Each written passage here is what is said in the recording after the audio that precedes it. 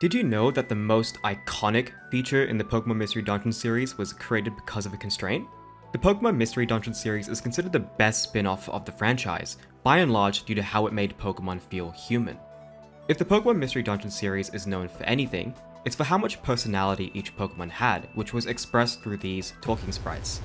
Now, the Nintendo DS and Game Boy Advance have a resolution below 256 by 192. That's really low. Modern RPGs have significantly higher resolutions and can get away with larger animated talk sprites because their games don't need to be less than 128 megabytes. The screens on the DS and GBA are smaller than the phone screen you're probably watching this on.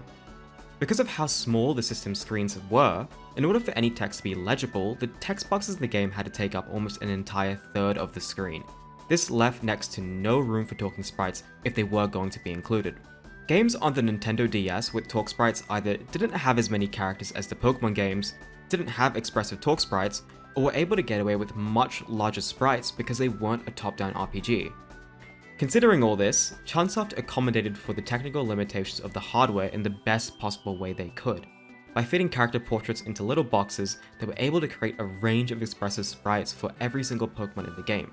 The characters in Pokemon Mystery Dungeon were able to express so much of their personality because of these character sprites. Due to the limited animations and sprites the game could handle, Pokemon couldn't really act or emote in cutscenes. But because the character portraits fit in a box that could be moved around from scene to scene, cutscenes in Pokemon Mystery Dungeon games give the illusion of movement. A lot of times when characters talk, it really feels like a back and forth because we see the character talking sprites also move back and forth. Ironically, I don't think this is a mechanic that could be copied onto other modern games. Because of how large the text box was and how small the game's resolution was, the emotive character icons never felt too far away from the text and are therefore still really easy to see as you read. These sprites are what made Pokemon Mystery Dungeon, and they were simply Chunsoft's solution to Nintendo's limited hardware. The developers made what was initially a constraint a strength for the franchise. Pokemon Mystery Dungeon proves that technical limitations aren't limitations if you think outside the box. If you are interested in my analysis and reviews, check out my video on the 12 Slot Saloon, a game inspired by the Pokemon Mystery Dungeon series and Undertale.